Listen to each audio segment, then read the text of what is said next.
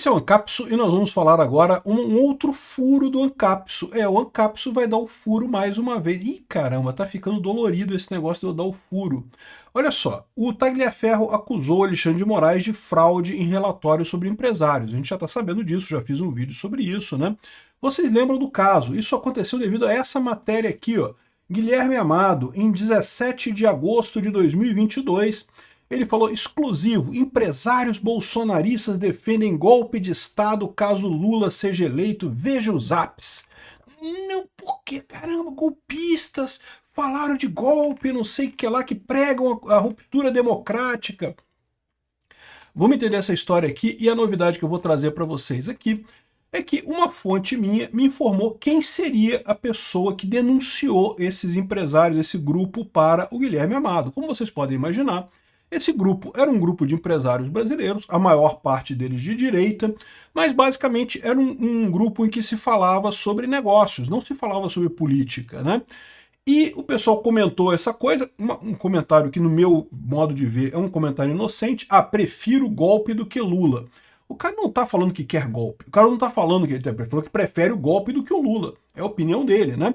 Mas é lógico, é um grupo fechado, alguém teve que dedurar.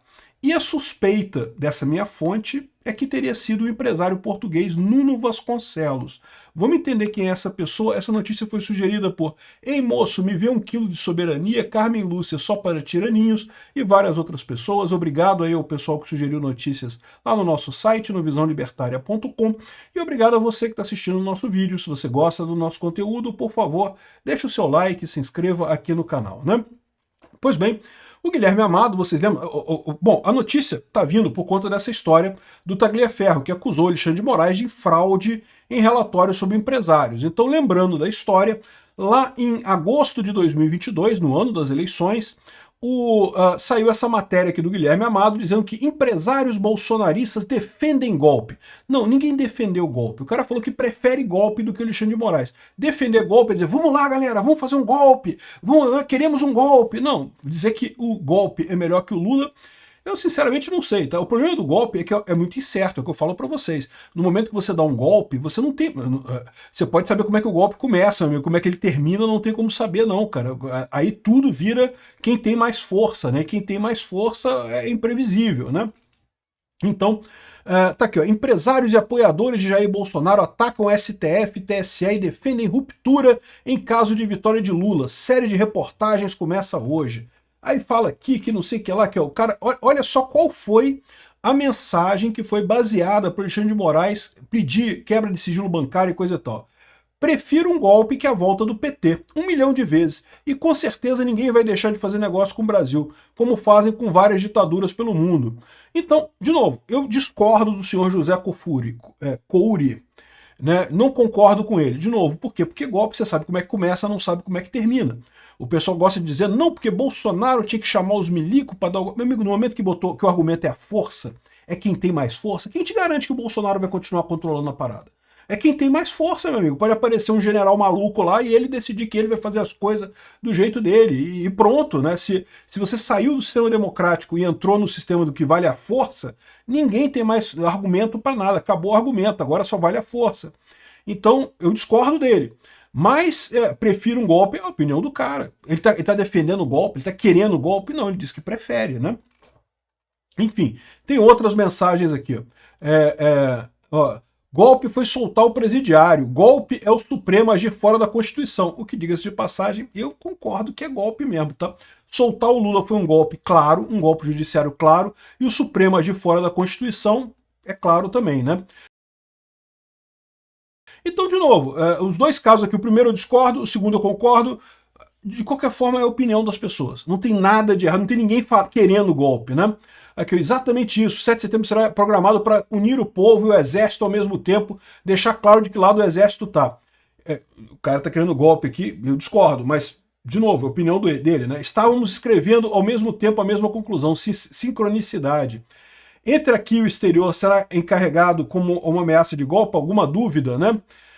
O golpe teria que ter acontecido nos primeiros dias do governo, em 2019, teria ganhado outros 10 anos a mais e coisa e tal.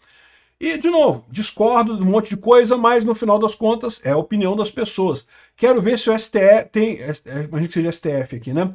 Tem coragem de fraudar as eleições após um desfile militar na Atlântica com tropas aplaudidas pelo público e não sei o que lá. E, de novo, o STF meio que fraudou as eleições. Fraudou as eleições no sentido de botar o dedão na balança lá, como eu já expliquei, né? O 7 de setembro está sendo programado para unir o povo e coisa e tal. Enfim, é isso daí. Essa é a conversa. O senhor Afrânio aqui concordou e coisa e tal, né? Agora, depois disso, o que disse o Alexandre de Moraes? O Alexandre de Moraes determinou busca e apreensão e não sei o que lá, e quebra de sigilo bancário desse pessoal, até porque o Alexandre de Moraes achava, ele acreditava na lorota da Patrícia Campos Melo, do Estadão, lá de 2018, que dizia que teve disparo em massa, que o Luciano Hang tinha bancado um disparo em massa contra o Haddad a favor do Bolsonaro. Por isso que o Bolsonaro ganhou, porque teve um disparo em massa a favor dele, que é uma besteira, não é? Ninguém vai votar por causa de disparo em massa, é uma besteira isso sem tamanho. Mas o Alexandre de Moraes está nessa turma, ele está imbuído no espírito de ser o cavaleiro branco que vai salvar a esquerda no Brasil, e daí resolveu quebrar o sigilo bancário do Luciano Hang. Não preciso dizer para vocês que não achou nada, né? Porque se tivesse achado, o Luciano Hang estava na cadeia, você concorda comigo?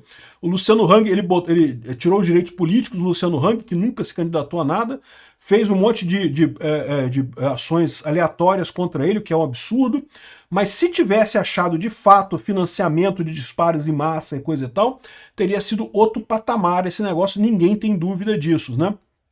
Agora, o que a gente ficou sabendo é que ele determinou essas ações todas com base meramente nessa reportagem do Guilherme Amado, sem nenhuma evidência de mais nada, né? E aí, depois disso, ele pediu para o Eduardo Tagliaferro inventar um relatório, fazer um relatório lá dizendo o que foi que o pessoal fez, o que cada um fez e não sei o que lá, o que o pessoal fez nessa história toda.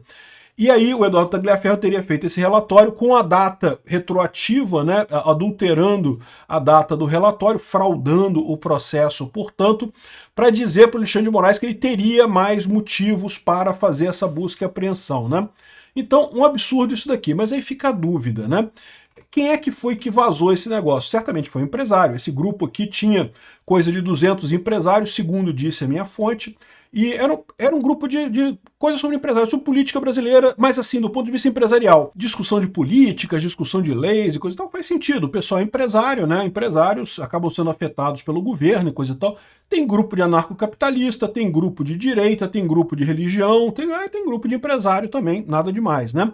E aí, o problema é que esse grupo de empresários não tinha só empresários de direita, ao contrário do que diz aqui o Guilherme Amado, que fala empresários bolsonaristas, que é um grupo de empresários bolsonaristas. Não, é verdade, tinha muitos empresários que apoiavam Bolsonaro, mas não era um grupo de empresários bolsonaristas, né?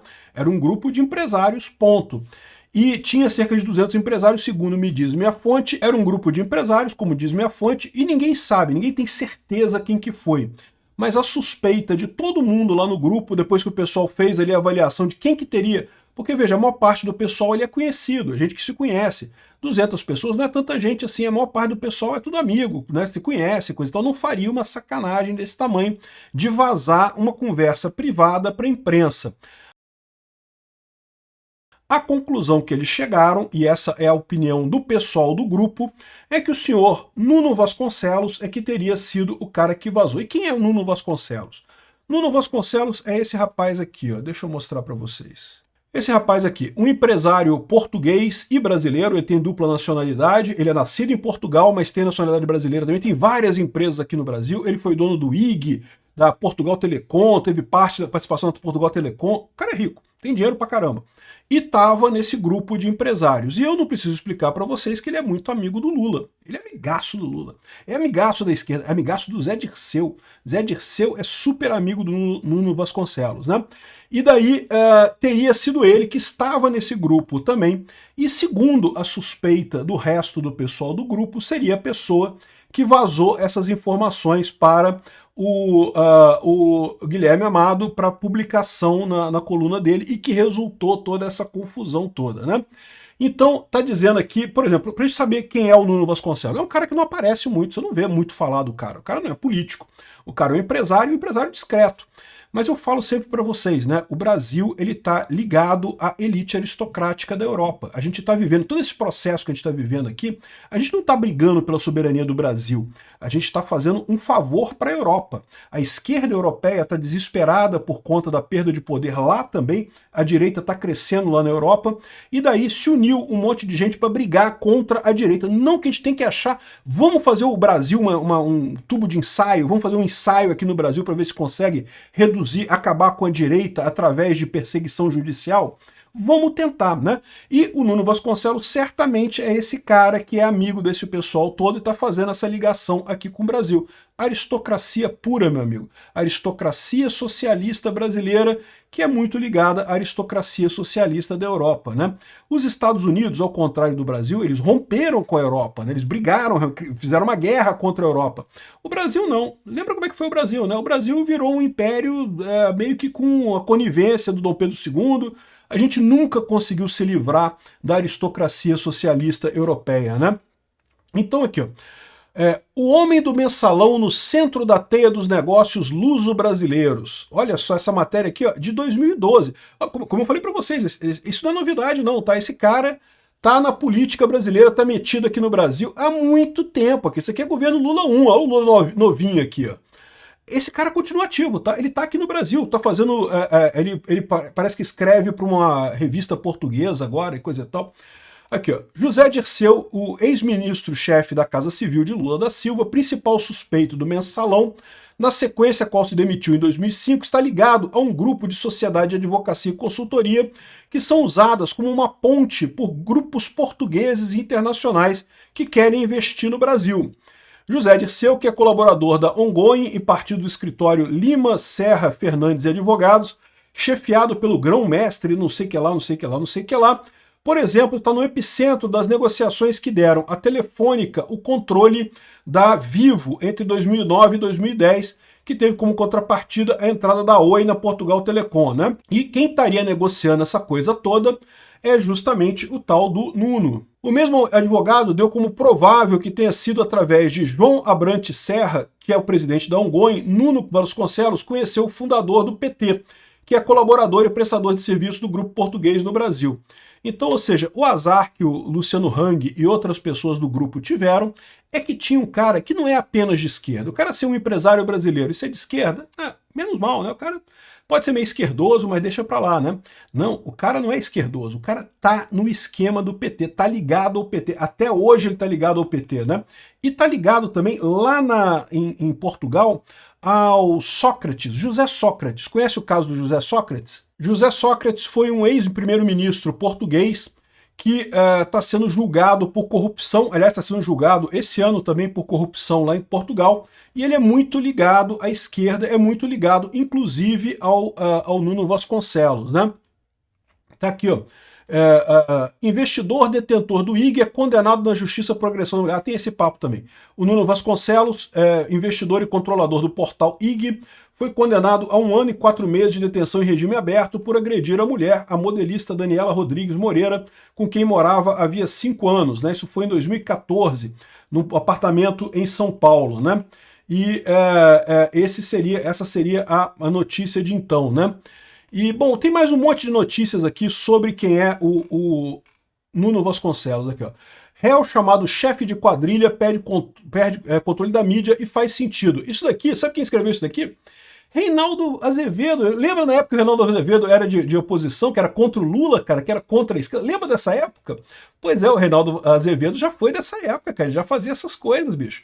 Então, aí ele tá dizendo aqui que ele tá criticando pra caramba e falando, inclusive, sobre o senhor Nuno Vasconcelos aqui. Ó. E o Zé Dirceu, o que tem a ver com isso? Muito mais do que se imagina. Ele é apontado no mercado como o homem no Brasil do grupo português Ongoing, que é do dono dos jornais Brasil Econômico, do qual o réu e chefe de quadrilha, segundo a PGR, é colunista. Também é dono do Dia, Meia Hora e Marca. Ele quer agora investir na televisão, a Rede TV, não sei o que lá, não sei o que lá. Mas a EGESA, Empresa Jornalista Econômica S.A., que edita esses jornais, tem seu capital em nome de Maria Alexandra de Almeida Vasconcelos, brasileira, mas casada com Nuno Vasconcelos, presidente da Ongoing, que detém os outros 29%. Em Portugal, dá-se como certo que o grupo que comanda esses veículos por aqui, ou seja, no meio político, o Brasil Econômico é chamado daquele jornal do Dirceu. O cara é ligado ao Zé Dirceu. Então, esse foi o cara que vazou a informação do grupo para o Guilherme Amado, segundo a suspeita de outras pessoas no grupo que falaram comigo. Espero ter contribuído com alguma coisa nessa história. Obrigado por assistir o vídeo até o final. Além de curtir, compartilhar e se inscrever no canal, considere se tornar patrocinador com valores a partir de R$ 1,99. Clique no botão Seja Membro abaixo para saber as condições e vantagens de patrocinar o canal. Mais informações sobre o nosso projeto, visite nossos sites indicados na tela.